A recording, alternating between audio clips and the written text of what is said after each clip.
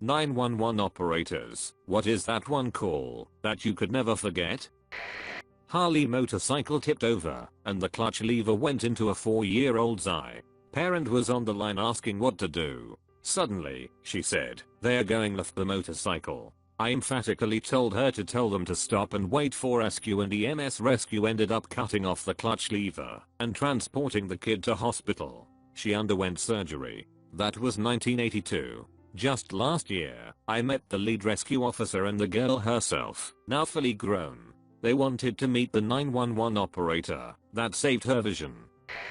I had a call that started out pretty dumb, but was actually pretty serious. 911, where is your emergency? 123 Main Street. Okay, what's going on there? I'd like to order a pizza for delivery. Oh great, another prank call. Ma'am, you've reached 911. Yeah, I know. Can I have a large with half pepperoni, half mushroom and peppers? I'm sorry, you know you've called 911 right? Yeah, do you know how long it will be? Okay, ma'am, is everything okay over there? Do you have an emergency? Yes, I do. And you can't talk about it because there's someone in the room with you? Moment of realization. Yes, that's correct. Do you know how long it will be? I have an officer about a mile from your location. Are there any weapons in your house? Nope. Can you stay on the phone with me? Nope. See you soon, thanks. As we dispatch the call, I check the history at the address and see there are multiple previous domestic violence calls. The officer arrives and finds a couple. Female was kind of banged up and boyfriend was drunk. Officer arrests him after she explains that the boyfriend had been beating her for a while. I thought she was pretty clever to use that trick. Definitely one of the most memorable calls. My first call I ever had to dispatch on the radio. 2 homeless dudes blowing each other on the bus. I'm sorry it's not serious or traumatic, but it will always stay with me. I was a 911 dispatcher for several years, and one of my most memorable calls was a hysterical woman at about midnight, one stormy night. She was absolutely incomprehensible. I kept saying, ma'am, you have to calm down.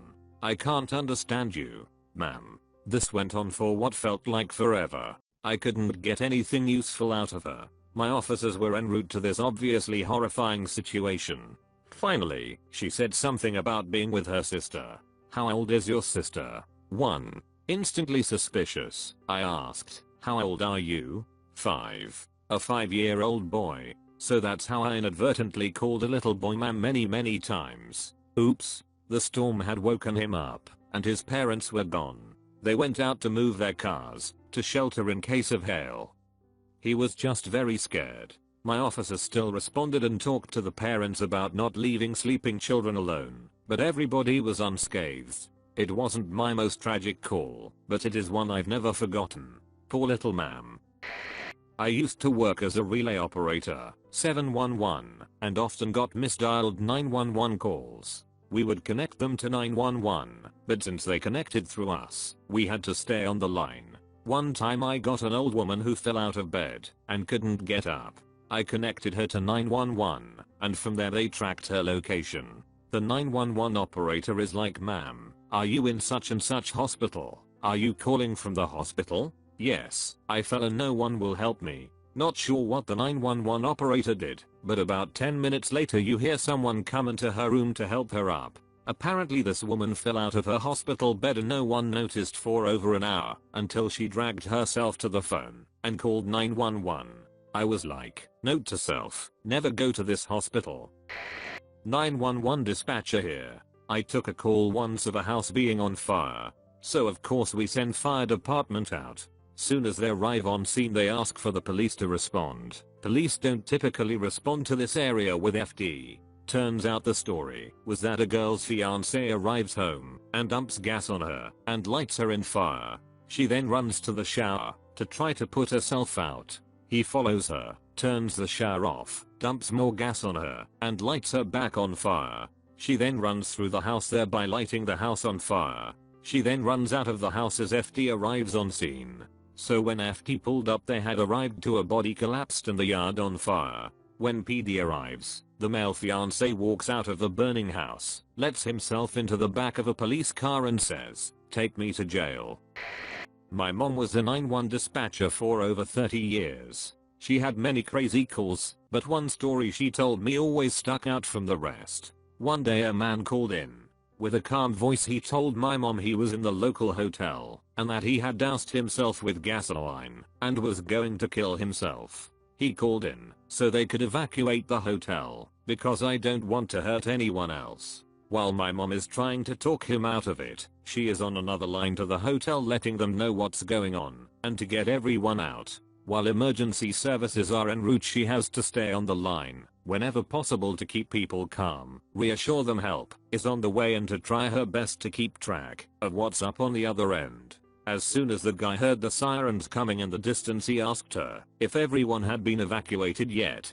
She tried to stall her answer, thinking he'd light himself up as soon as she said yes.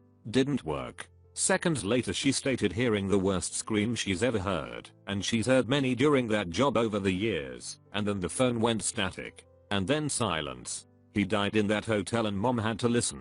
Lousy day. My wife wakes up crying once and a while after dreaming about certain of her calls. It's always either mommy won't wake up or I backed over my boy. She has not been on the job for 15 years. Some things just leave marks. The one that stayed with me gave childbirth instructions to a deaf father via relay for his deaf wife. They were the victims of a home invasion and were tied to chairs. Burglars saw her in labor, panicked, then left. Took dad hours to free himself and call. While giving the instructions, I obtained a suspect description to put out to surrounding agencies. They were caught in the city to our north during the call. Baby boy was born perfectly healthy. Edit. Obligatory thank you for the gold.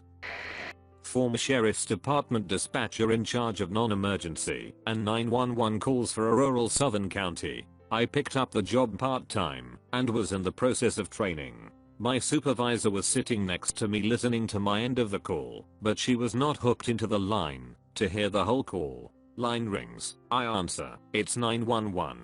A young girl, less than 10 years old, is telling me that she, her mother, and her baby sibling are locked in a bedroom.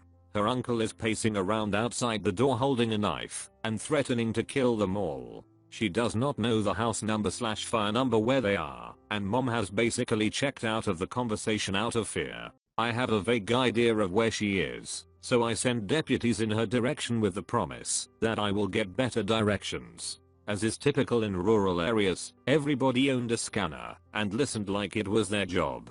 My phone starts ringing off the hook. So I'm reassuring this little girl on one handset and holding a second handset up to my other ear, taking directions from concerned members of the public. Directions like, go until you see a broke down truck.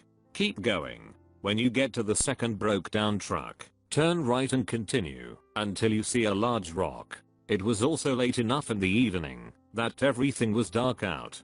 The little girl tells me there might be a back door that is unlocked. Members of the public who know the house just from the general location and number/gender of occupants are calling in confirming that there is a back door that my deputy should enter through and that they will not be seen by the perpetrator if he has retreated to the living room. My guys arrive, sneak in the back, walk right up to the guy sitting in a recliner, disarm him, and arrest him.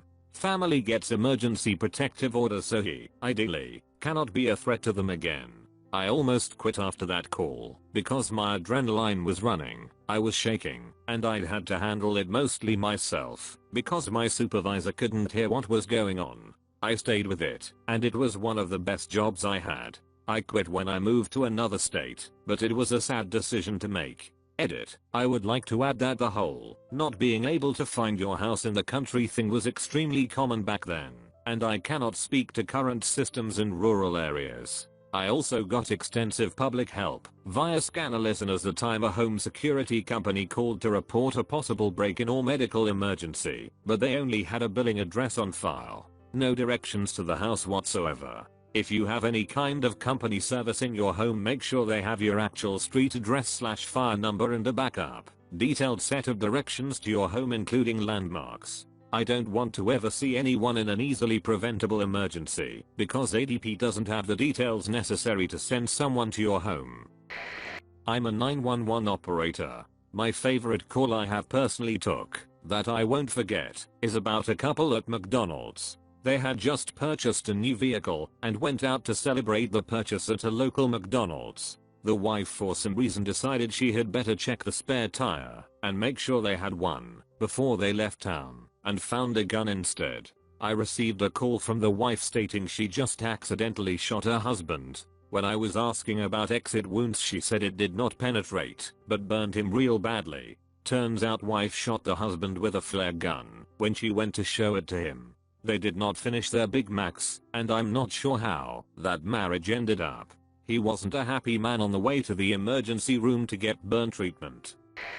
Before my grandma died, we had to call 911 to get her to the hospital. An older lady, for some reason still an EMT or first responder, I forgot, came to the house. She had trouble getting up all the stairs to the front door and fell backwards. She thought she hit her head, so she touched it and saw blood all over her palm. In reality she just scraped her hands, but thought the blood was from her head, so she fainted. We had to call another ambulance.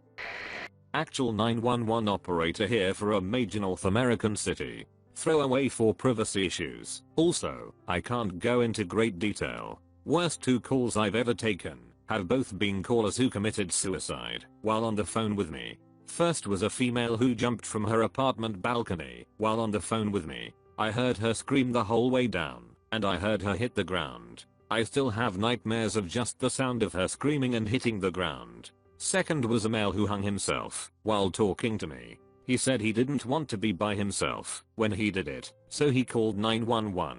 He apologized for what he was about to do, but he wouldn't tell me where he was. We never got to him on time. I had to sit there with an open line and him hanging until the police finally located where he was. You know that sound in the movies you hear when someone has hung themselves? You know, the sound of the body hanging from the rope and somewhat swinging back and forth. That creaking sound the rope makes from rubbing against whatever it's tied to? Yeah, I had to listen to that sound for quite some time before he stopped swinging. To this day I can't watch a scene in a movie where someone has hung themselves without having a mini anxiety attack and almost throwing up. I've thrown up a few times soon after it had happened. Not 911 operator, but grandma was telephone operator back in the day when operators actually connected calls. First call ever on first day on the job. Kid zipped his junk in his zipper, and this was back in the days of metal zippers. She said she could hear the kid screaming in the background. So she put it through to the fire department, because I figured they were all guys there, so they'd know what to do. Hi guys, I actually am a 911 operator. First ever 911 I answered was about a naked man sitting in a bathtub on the side of the road in the middle of nowhere. He was drunk, and we still don't know where he got the tub. I have a couple, but the one that takes the cake so to speak is this one. So background, I worked in a very busy city, so shooting, raping, robberies etc. were not a novelty, but a norm unfortunately. We were used to it, and I have heard several people die with me on the phone. This lady though. So she calls and says, my husband has a gun to my head and won't leave him alone, you gotta come quick. She's screaming into the phone, then she puts it down. All I can hear at this point is her yelling at her husband, but I love you baby. Then boom. Gunshot. But I love you. Boom. Gunshot, something gobbled. But I love you. Boom. Gunshot. So at this point I'm standing up yelling into my little microphone, stop saying I love you. And everyone in the room with me now turns and looks at me like I had 5 heads. But I was caught up in the call. Turns out the man walked in on the woman and found another guy in the closet. Said guy ran out of the house, but the woman didn't make it out alive.